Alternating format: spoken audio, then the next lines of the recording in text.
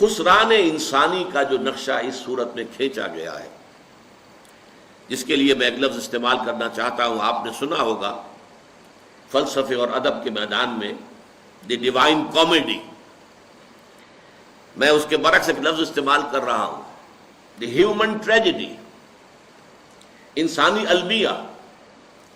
تمام انسان خسارے میں ہیں، تمام انسان ٹوٹے میں ہیں، تمام انسان بربادی سے، تباہی سے دوچار ہونے والے ہیں۔ اس سے بڑی ٹریجڈی کیا ہوگی؟ اس سے بڑا حزنیہ کیا ہوگا؟ اس کے کیا کیا پہلو ہیں، اس کو نوٹ کر لیجئے۔ سب سے پہلے تو مشاہدہ کیجئے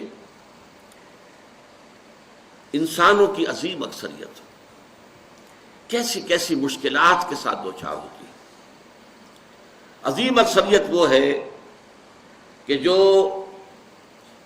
کمر توڑ دینے والی مشقت کرنے کے باوجود 2 وقت پیٹ بھر کر کھانا نہیں کھا سکتی، جن کے بچوں کو علاج کی سہولت میسر نہیں، مشقت، محنت، تکلیف، نہ صرف محنت و مشقت، محنت و مشقت کے اعتبار سے تو ہم یہ کہہ سکتے ہیں کہ انسان بھی لدو اونٹ کے مانند ہے یا کولو کے بیل کے مانند ہے، لیکن حیوان اور انسان میں اس اعتبار سے بڑا فرق ہے۔ انسان میں احساسات، رنج، غم، صدمہ،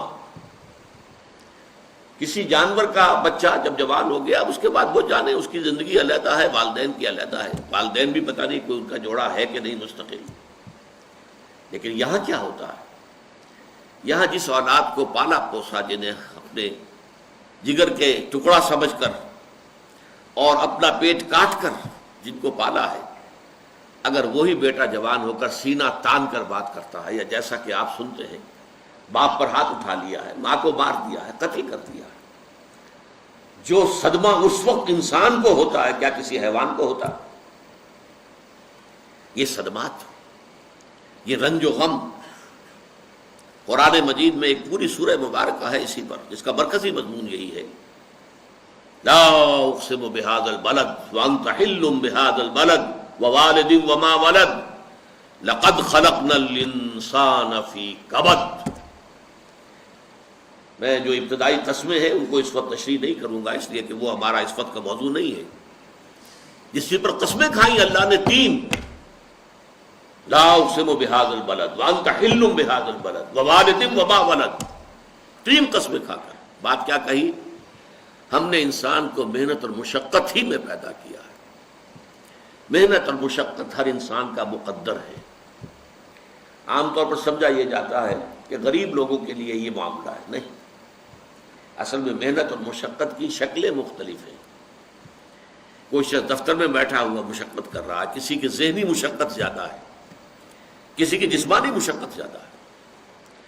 یہ جسمانی مشقت والا جو ہے تھک ہار کر رات کو سوتا ہے تو صبح کی خبر لائے گا، وہ پوری طرح ٹانگیں پھیلا کر سوتا ہے۔ اور یہ جو ذہنی مشقت کرنے والے ہیں، لمبی لمبی کاروں میں چلنے والے اور بڑے بڑے محلوں میں رہنے والے، ایئر کنڈیشنڈ آفیسز اور بنگلوں میں رہنے والے، ان کی راتوں کی نیند حرام ہو جاتی ہے۔ ان کو جو مسائل درپیش ہوتے ہیں، انہیں جو صدمے ہوتے ہیں، انہیں جو فرسٹریشنز ہوتی ہیں، یہ نقصان ہو گیا ہے، یہ معاملہ ہو گیا ہے، فلاں نے یہ کر دیا ہے، فلاں پرابلم پیدا ہو گیا ہے، یہ ساری چیزیں جو ہیں یہ اس غریب مزدور کے لیے نہیں ہوتی۔ آپ کو معلوم ہے ہپنوٹکس کی ضرورت جو ہے انہی عمرا کو ہوتی ہے، سیڈیٹیوز کی ضرورت انہی کو ہوتی ہے، ٹرینکولائزرز انہی کو چاہیے، انہیں نرم گدیلوں کے اوپر نیند نہیں آتی۔ تو مشقت اور محنت ہر ایک کے لیے ہے۔ صدمہ، غالب نے بہت خوب کہا تھا، قید حیات و بند غم اصل میں دونوں ایک ہیں۔ موت سے پہلے آدمی غم سے نجات پائے کیوں؟ انسان کی ہیومن ٹریجڈی کا نقطہ عروج بالکل ایک اور ہے۔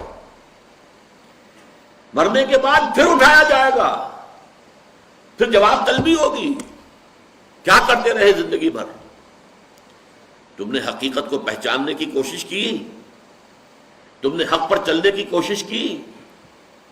یا تم نے ظلم کیے، زیادتیاں کی، ناانصافیاں کی؟ آؤ حساب دو۔ حیوان سے یہ محاسبہ نہیں ہے۔